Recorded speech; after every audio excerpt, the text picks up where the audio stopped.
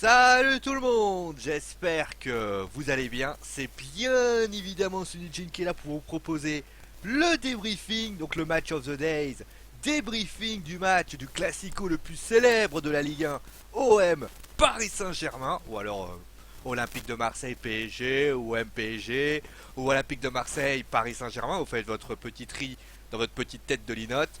Eh bien, un match qui bien sûr a été riche en enseignements. Enfin, on a envie de dire, on a eu un vrai classico. Un classico qui nous a offert bon nombre d'enseignements, à une semaine d'ailleurs, une semaine et demie du match contre Chelsea pour le PSG.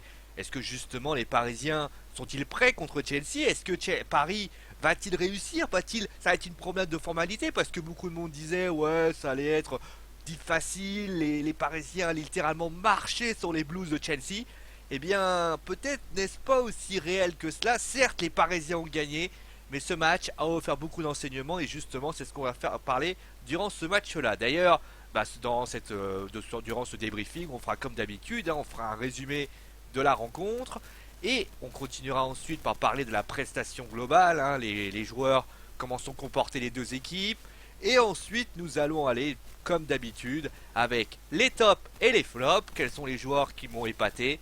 Quels sont les joueurs qui m'ont déçu? Ça sera bien sûr en fin d'émission. Et en fin d'émission, d'ailleurs, on fera un petit point sur la Ligue 1. C'est-à-dire qu'on ira voir justement le classement.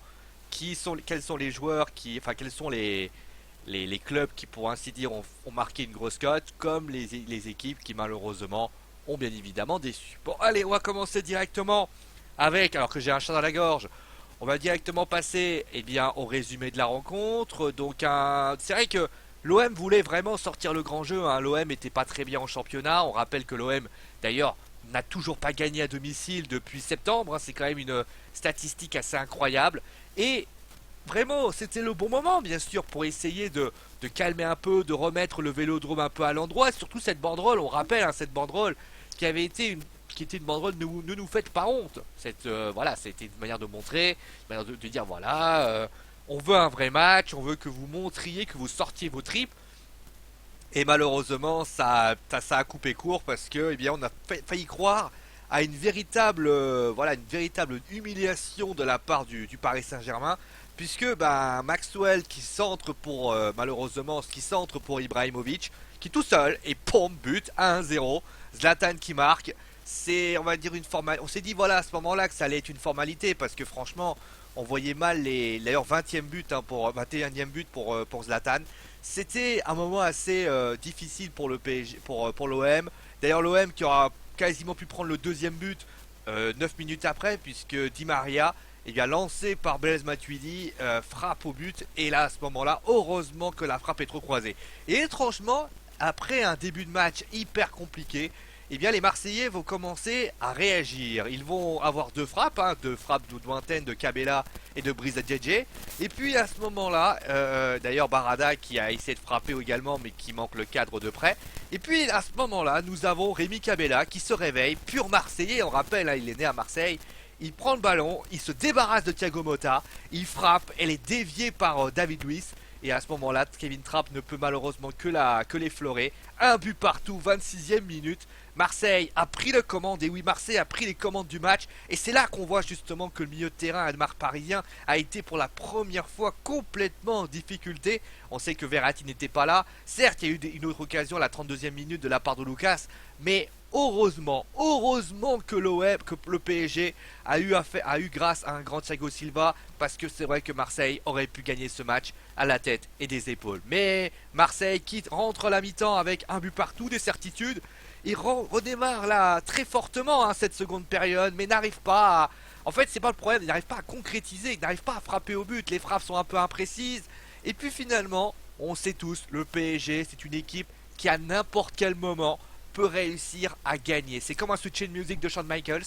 En clair, il y a eu premier avertissement. Aurier qui récupère le ballon, qui veut centrer alors qu'il aurait pu frapper à la 54e. Et à ce moment-là, Zlatan, on se dit à ce moment-là peut-être que Zlatan a peut-être loupé le plus fort, puisque Blaise Matuidi, fait un centre, et à ce moment-là, tout seul au but, comme pour la première match, d'ailleurs pour la première mi-temps, il avait la même chose à faire. Il envoie la balle complètement à côté. Est-ce le moment pour dire que Marseille va réagir? Malheureusement non. après un bon travail de Zlatan Ibrahimovic, eh bien le ballon est donné à Di Maria qui redonne l'avantage à son équipe. 2 buts à 1. Certes, les Marseillais vont essayer de réagir, ils vont essayer de se créer des occasions. Malheureusement, le mal est fait. Et Marseille, après avoir quand même réalisé une bonne prestation, comme pour le match aller, a échoué. Et finalement, là où il y avait peut-être des certitudes du côté parisien, l'incertitude marseillaise, et ben finalement est devenue de la certitude. C'est ça qu'on pourrait donner par rapport à ça. Et donc, on va commencer directement par parler de la prestation globale. Parce que oui, il y a des choses à dire du côté de Marseille et du PSG. Alors certes, on va pas nommer tous les joueurs, mais on le sait tous, hein, l'OM arrivait avec un statut qui était un statut, on rappelle, hein, l'OM n'a pas gagné depuis septembre au Vélodrome. L'autre côté, le PSG avance avec avec une force de caractère assez incroyable. Et puis, le PSG a réalisé un très bon début de match. On les a vus dominateurs, on les a trouvés. Moi, j'ai trouvé d'ailleurs que Paris faisait fi d'un bon pressing et un milieu de terrain très puissant. On retrouve franchement ce milieu de terrain qui fait la force du PSG. Et puis, bah, au moment où Marseille a réagi, alors certes, on sait tous que parfois on peut louper le début du match, mais que Paris ait eu autant de difficultés par un pressing très haut, on sait tous que l'OM, pardon, que l'OM a littéralement, eh bien, a forcé un pressing très haut, notamment de la part, par exemple, d'Nkoudou, de Kabela, de Diarra, Lassana Diarra qui a été excellent, on en parlera après. Boris Le Isla, qui vraiment les deux joueurs qui ont posé d'énormes problèmes d'ailleurs à Thiago Motta, comme Kérémy Kabela, où vraiment il y a eu vraiment des joueurs qui ont le milieu de terrain parisien s'est fait manger, ça c'est le mot, hein, s'est fait littéralement manger, et l'impact physique finalement du PSG, enfin de l'OM, a totalement fait déjouer le Paris Saint-Germain, et le Paris Saint-Germain a commencé, eh bien, à jouer à reculons, n'a pas réussi, assez obstiné à jouer dans l'axe. Et c'est vrai que à un moment donné, on veut bien jouer dans l'axe. Et souvent, d'ailleurs, les occasions parisiennes ont été faites souvent sur les côtés, que ce soit par Serge Aurier, notamment par quelques centres, que ce soit Maxwell qui offre le premier but. Mais c'est vrai qu'ils se sont un peu obstinés. Et moi, j'ai vu quand même moi, ce qui m'a sauté aux yeux, c'est que le milieu de terrain parisien a totalement plongé, alors que le milieu de terrain marseillais a été, pour ainsi dire, d'une domination totale. Et ça, heureusement d'ailleurs que ils ont des grands joueurs du côté du Paris Saint-Germain. Parce que peut-être que on aurait inversé, vous mettez par exemple, bon je sais que ça aurait été, c'est encore de... Et si, mais si vous remplacez Lady Maria par la Venti, d'ailleurs qui part en Chine, et vous mettez Zlatan à la place de peut-être Cavani qui est un peu moins bien, peut-être que les buts ils les voient pas, et peut-être que là on aurait eu un Paris Saint-Germain qui aurait perdu. Surtout que là ils n'avaient pas d'excuses les Parisiens. Les Parisiens avaient fait, à part Rabiot qui remplaçait Verratti qui était actuellement blessé, et Cavani par rapport au turnover, l'équipe était quasiment complète. D'ailleurs, on louangeait, c'était le dernier match of the days, on louangeait Lucas, son état d'esprit, et par le fait que le trio d'attaque était pour ainsi dire le trio d'attaque le plus puissant, l'un des trios d'attaque les plus puissants d'Europe. On parlait même, enfin moi je le disais, le fameux LID, le fameux le Lim en fait, Lucas Ibrahimovic, Di Maria, on parlait même de... Et finalement, pardon, tout ce qui a été certitude est devenu de l'incertitude. C'est pas rassurant à 9 jours de Chelsea. Et surtout, bah, les jours arrivent et alors que peut-être contre Angers, l'OM, enfin Paris a été excellent. On a vu des gestes techniques. Il y a eu 5-1. Là, on est parti peut-être dans une incertitude. Et surtout, bah, aujourd'hui, est-ce que Paris est en mesure aujourd'hui de battre Chelsea autant en les marchant dessus qu'on avait dit il y a quelques mois? J'en suis pas totalement convaincu, je suis même un petit peu inquiet parce que pour la première fois, peut-être que Paris est prenable et Marseille, bah Marseille, c'était un peu le match aller. Marseille, ils ont réalisé une prestation excellente. Certes, les débuts de match, et pour ainsi dire, ils ont fait un mauvais début de match. Et d'ailleurs, le but par Ibrahimovic. Moi, ce que j'ai aimé du côté marseillais, c'est le fait que déjà, ils se sont arrachés. C'est-à-dire que ils se sont pas contentés de... En général, les équipes qui jouent contre Paris, ils ont tendance un petit peu à attendre l'équipe, à ne pas exercer de pressing, mais ce qu'ils ont fait, c'est qu'ils se sont dit de toute façon, on n'a rien à perdre, c'est exactement ce qu'il faut faire. Ils ont certes 1-0, ils savent que de toute façon, il faut faire du jeu, on peut pas se contenter de rester comme ça. Et je pense d'ailleurs que quand la Sanadiara a pris le dessus, et là ils se sont réveillé. Et je suis désolé, à ce moment-là, on a vu une vraie équipe, une équipe de l'Olympique de Marseille avec des bons joueurs. Alors certes, ce ne sont pas des grands joueurs parce que Nkoudou n'est pas un joueur exceptionnel, on va pas se cacher, il n'était pas titulaire à Nantes. Manquillo, c'est pareil, Rolando, c'est pareil, c'est pas des joueurs qui vont. Vous prenez l'inverse, prenez toujours des exemples très clairs. Vous avez le Qatar qui aujourd'hui va du côté du Paris Saint-Germain. Vont-ils recruter un des 11 joueurs qui étaient présents sur le terrain? Peut-être la Sagna Diarra, surtout que les joueurs parisiens ont louangé la Sagna, la Sagna Diarra. Mais c'est vrai que du côté d'Enkoulou et tout ça, c'est encore une équipe qui est perfectible et qui pour moi manque un peu de. Il en manque quelque chose. Mais là, dans ce match-là, ça a été une énorme prestation. Ils ont été présents dans le pressing, notamment. Moi, j'ai vu des pertes de balles du côté parisien.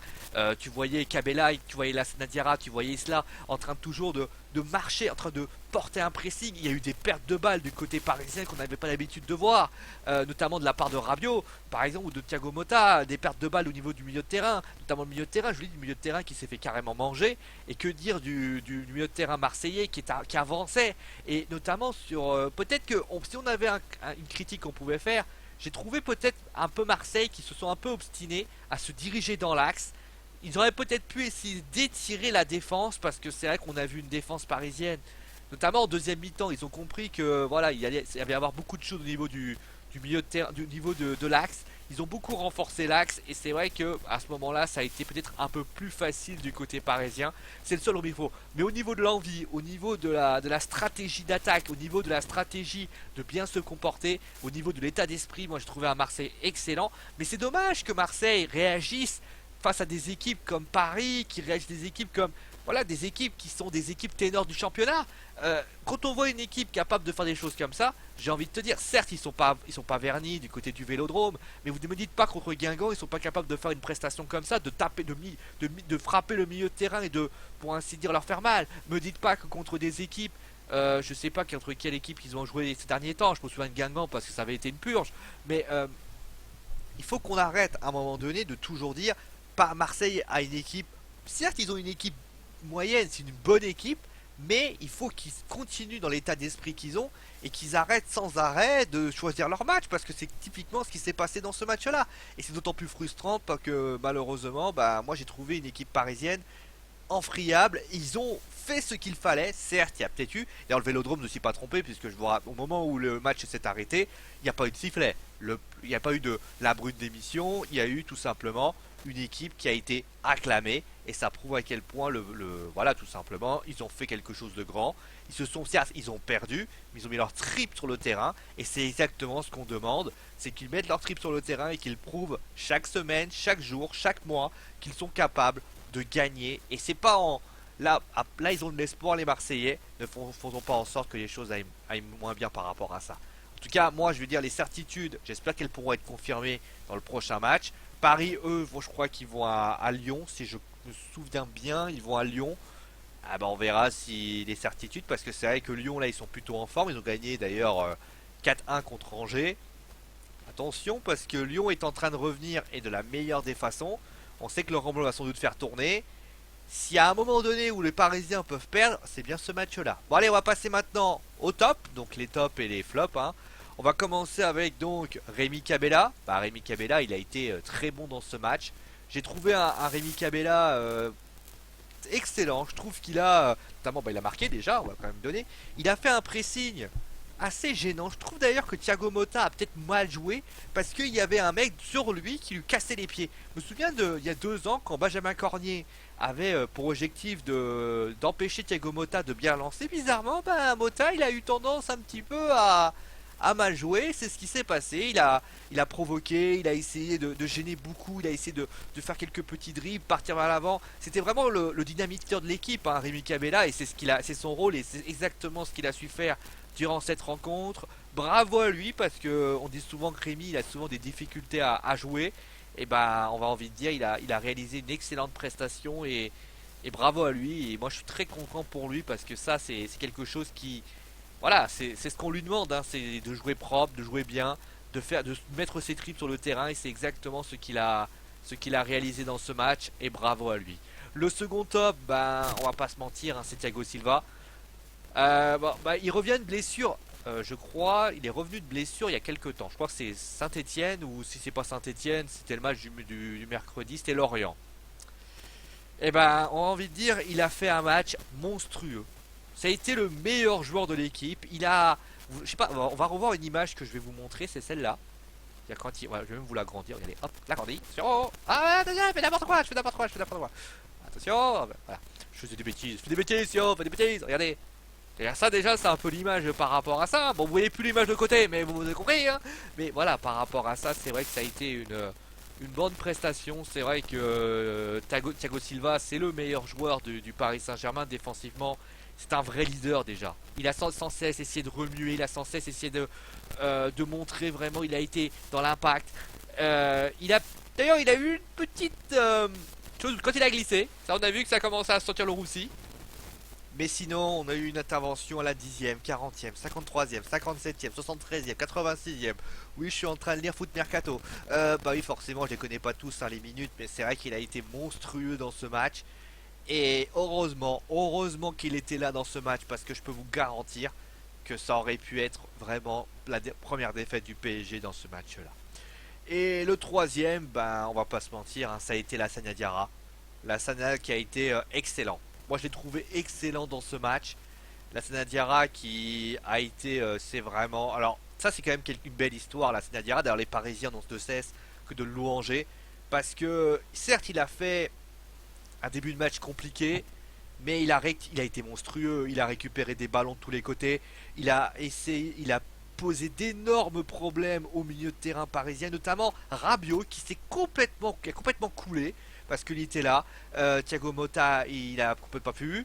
Franchement, à lui tout seul, il a fait déjouer le milieu de terrain parisien. Et bravo à lui. Et sincèrement, quand il ira à l'Euro, je me dis quand même que ce mec-là à l'Euro peut être vraiment un leader de vestiaire parce qu'il a vraiment un charisme qui me plaît beaucoup.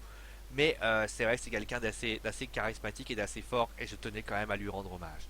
Alors, dans les tops, j'aurais pu également mettre Isla. C'est vrai que lui et Diarra ont été excellents. On peut citer également, je sais pas, on peut.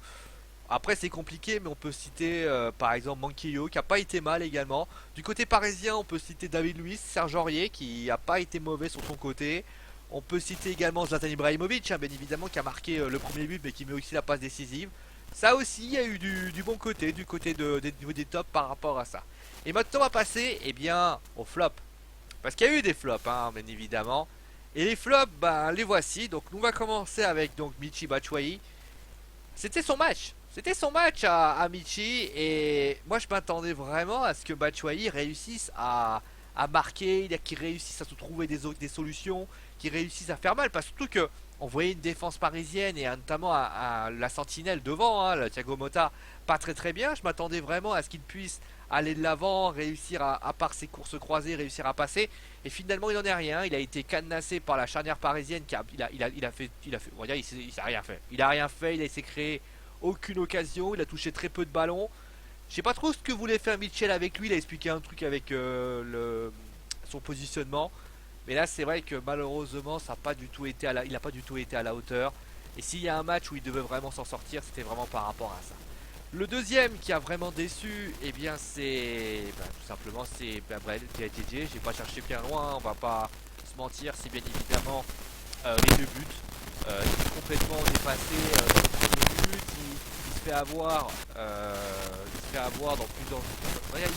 Voilà, dans les centres, il a été imprécis, il a tenté, voilà, le second but, il défend pas très bien non plus. Vraiment, pour moi, les deux buts, ils sont pour lui. Donc forcément, eh bien, c'est obligatoire. On peut pas se contenter de ça pour se rassurer. Bah, Brice ADG, bah, voilà, pour moi, il fait partie du flop. Si Marseille perd, il en est parti. Il en est certes pas le responsable numéro 1, mais il en est vraiment l'un des premiers responsables par rapport à ça. Voilà, au moins c'est dit par rapport à ça. Bon, ensuite on a au niveau des flops, on a Barada. Ah oui, pardon, j'ai pas envie de parler de celui. On va prendre Marseille parce que forcément, bah, Barada qui a pas été terrible, j'ai pas aimé. Et Nkoudou non plus, je l'ai pas trouvé exceptionnel. Je trouvais que Serge Aurier d'ailleurs s'est amusé avec lui, hein, on va pas se mentir. Et bah on va parler maintenant du flop parisien. Ça a été, bah, j'en ai parlé durant tout le truc, hein, c'est bien évidemment Thiago Motta. Alors certes j'aurais pu parler aussi de Rabiot, hein, j'aurais pu mettre les deux. Parce que oui les deux Ça a été le milieu de terrain parisien qui a coulé, et ça s'est vu. Thiago Motta, il a été, ce n'est plus lui parce que lui il est un peu le symbole, c'est quand Paris va bien, il relance bien, il arrive à bien se mettre à jouer en avant, à être tranquille. Là j'ai trouvé d'ailleurs moi j'ai trouvé un Thiago Motta qui, c'est assez étrange mais vraiment il a pas rassuré son équipe. Il a marché tout le temps, il a pas, au niveau des duels, il a passé son temps à pas prendre le ballon. Le but de Cabella, il est pour lui parce que finalement, il se fait complètement avoir. Il a perdu beaucoup de ballons, je l'ai dit. Très honnêtement, j'ai trouvé un Thiago Motta, mais vraiment, mais alors certes, c'est pas la première fois. On sait qu'au match aller, il a pas été terrible non plus. J'ai l'impression que quand Thiago Motta, on le pousse un peu, c'est-à-dire qu'on accélère, on le fait accélérer un peu, et qu'on ne le laisse pas jouer à son rythme, à ce moment-là, il perd. Et ça c'est embêtant parce que malheureusement pour lui, il fait partie de ces joueurs que le PSG a besoin. C'est la sentinelle, c'est celui qui régule l'équipe. Et c'est vrai que moi j'ai trouvé un Thiago Motta mais décevant, mais d'une force. Je ne comprends pas d'ailleurs, c'est pourquoi le petit Laurent Blanc s'est pas dit bon, on va avoir des soucis par rapport à ça. Écoute, on va faire un truc à la con, on va mettre David Luiz au milieu de terrain, sanction, parce que j'estime que David Thiago Motta, il peut avoir un jour sans, hein, ça peut arriver, on est tous passés par là, et dire, bon bah écoute, on va faire un truc, toi tu vas sortir, alors certes ça aurait peut-être déplu à Thiago Motta par rapport à diverses choses, mettre David Luiz en milieu de terrain, mettre Marquinhos, et à ce moment-là, peut-être que le système aurait été mieux. Là par exemple, Rabiot, il est capable de le remplacer, mais Rabiot, certes il n'a pas été, voilà, il a pas été terrible non plus, mais il perdait des ballons et des choses comme ça, mais il faut rassurer. Et là, le problème, c'est que là, il n'a pas du tout été rassurant, Thiago Motta. J'ai même trouvé un Thiago Motta, même quasiment. Alors, je sais qu'on va encore me dire que je fais que des suppositions, ce n'est que mon avis, bien évidemment. Mais j'ai trouvé que Thiago Motta avait l'air de. Oui, il avait l'air de pas d'avoir rien à foutre, parce que c'est pas un professionnel. Mais j'ai l'impression qu'il se disait, oh putain, ça va être une sale journée, je vais devoir courir partout, ça m'emmerde, etc., etc. Je trouvais ça assez curieux. Alors après, on va pas se mentir, peut-être que je me trompe, mais j'espère en tout cas que Thiago on va dire à 9 jours de Chelsea, c'est quand même une grosse déception par rapport à ça. Bon, au niveau des Parisiens qui ont déçu, bon, on peut citer par exemple. Alors, j'ai vu dans les réseaux que beaucoup de monde critiquait Kevin Trapp. J'ai envie de te dire, il fait quand même des belles arrêts. Après, la question est simple, est-ce que c'est la défense qui est fautif, ou est-ce que c'est Trapp qui est fautif par rapport à ça? Parce que quand la balle passe entre les jambes, lui il réussit ça, il a pas assez la main ferme peut-être. Je sais pas, c'est compliqué là. Ce but là, je pourrais pas le mettre pour lui parce que il est ce que j'appelle chez moi, c'est vraiment pas c'est pas vraiment une action que je pourrais pas dire si c'est lui qui est responsable, parce que aux dernières nouvelles, David Luiz il tacle un peu n'importe comment, il passe entre les jambes, est-ce qu'elle est déviée, ça faut pas trop le dire. Voilà, donc pour moi ça a été une grande question par rapport à ça. On peut citer également Rabiot, hein, je l'ai cité, un Rabiot qui a été décevant. Lucas que j'ai pas trouvé terrible non plus. D'ailleurs à noter que Cavani là il est arrivé, il a fait vraiment beaucoup d'efforts et j'ai trouvé un Cavani assez volontaire. Je tenais à le signaler. Voilà par rapport à tout ce qu'on pouvait dire du côté du PSG. Va falloir se reprendre du côté du PSG parce que là franchement ça n'a pas été vraiment une bonne prestation. Bon allez, on va terminer avec donc le classement, hein. Donc pas de MNF aujourd'hui parce que malheureusement Unstable a quelques soucis, vous inquiétez pas, rien de grave, hein. Vous retrouverez le MNF dans peu de temps. Donc bah toujours leader, hein, le Paris Saint-Germain, 69 points. Ah, c'est un symbole ça aussi. Monaco qui a gagné, hein, contre qui déjà? Ils ont gagné contre Nice. Monaco gagné contre Nice, donc 1-0. Donc belle victoire des Monégasques qui assoient donc son 45 points et qui fait le break, hein, avec 6 points de retard sur Nice. Nice donc qui est 3ème. Saint-Etienne qui gagne, qui a enfin fait une bonne prestation, hein, contre Bordeaux. Score 4-1 avec un excellent Soderlund. Saint-Etienne donc 39 points. Ah, peut-être la 3ème place pour les Verts. Angers qui, après leur défaite, très lourde défaite, là, ça fait déjà 2 fois qu'ils perdent quand même assez lourdement les Angevins. Enfin, notamment, là en plus c'était à domicile. Angers qui 37 points. Lyon qui est revenu dans la course avec donc 36 points et donc cette victoire contre Angers. Nantes, là, ils reviennent bien les Lyonnais, hein, les Lyonnais qui sont en train de revenir. Nantes qui est 7ème, 36 points, c'est bien les Nantais. Caen qui commence un peu à caler là, on sent que les Nantais, les Canets commencent à caler, pardon. 36 points, Rennes, donc 9ème. Là franchement, là les Rennais, là ça commence à sentir le roussi. On a vu des Rennais dominateurs sous l'air montagnier, là on est en train de voir avec un Courbis des Rennais en train de petit à petit de s'écrouler au fur et à mesure. Ça commence à devenir compliqué hein, du côté du stade Rennais, il va falloir se reprendre un petit peu. 10ème, bah, Marseille, 34 points. Marseille qui aurait pu d'ailleurs revenir dans le top 5 si Marseille avait gagné, malheureusement non. Mais ils auront d'ailleurs un match Marseille-Nice qui va être très intéressant et qui peut leur offrir peut-être un bonne solution pour se replacer. Bordeaux qui 33 points, Bordeaux qui marque le pas un petit peu. Lorient 12ème, 13ème Guingamp, Guingamp qui revient hein. On disait Guingamp en difficulté, ils sont revenus. 11-14ème Bastia, c'est bien Bastia qui a réussi à revenir, qui sont le départ de Gislain Printemps a été quand même salutaire. Lille toujours un petit peu en alternative, Reims qui gagne et belle victoire et qui finalement se relance un petit peu. Le Gazélec qui est 17ème, donc premier non relégable. Et les relégables, bah là, désolé Fafa, hein, Montpellier 26 points, Toulouse 21 points. Et enfin, bah voilà, je pense que là, ça semble être très très cuit. Hein, les Troyens qui sont donc avec 11 points. Voilà ce qu'on pouvait dire sur cette journée. Donc c'est un petit peu, on va dire, du côté du Paris, du côté de Paris, Paris ça domine toujours. Hein, Paris qui avec 24 points. Donc vous imaginez 24 points. Il reste grosso merdo 38 journées. Donc il y a 13 journées. 13 x 3 ça fait 36. Il reste 36 points. Ils ont 24 points. Bah, vous faites le calcul. 36 moins 24 ça fait 12. Donc il leur reste 4 matchs à gagner. Et quand ils gagneront leurs 4 matchs, et puis à Mars, Paris pourra tranquillement être en roue libre lors de cette fin de saison, puisqu'ils seront déjà champions de France à la 29e journée du championnat. Quand on s'appelle le PSG, s'ils gagnent 4 fois, c'est réglé. Donc vous voyez, bien négocier Chelsea et faire ça, ils peuvent être tranquilles pour y aller avec des champions. Comme quoi tout arrive.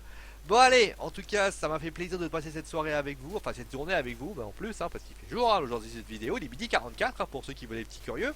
Donc, bah, prenez soin de vous, amusez-vous bien. Le prochain match of the days, eh ben, on va essayer de voir. Je vais essayer de scruter pour voir un petit peu les différentes rencontres qu'ils vous proposent. Pourquoi le PSG encore une fois? Parce qu'avec Classico, en plus j'ai passé mon temps à les déglinguer. Donc, prenez soin de vous, amusez-vous bien. Et forcément, on se retrouve très très vite. D'ailleurs, je vous rappelle que il y a un Wrestling News qui arrive ce soir. On parlera de Tyler Breeze. On parlera aussi de Braun Strowman. Et on terminera avec une preview de WWE Raw, hein, ça vous avez l'habitude, hein, on parlera de ce qui peut se passer durant ce show. Bon allez, prenez soin de vous, amusez-vous bien, et surtout bah bonne journée à vous, hein, bien sûr. Faites pas les fous parce que je vous observe de ma petite lunette. Oui, je t'observe, toi là-bas. Mais une serviette hein. Non, moi, je rigole. Bon allez, ciao tout le monde, et amusez-vous bien, ciao.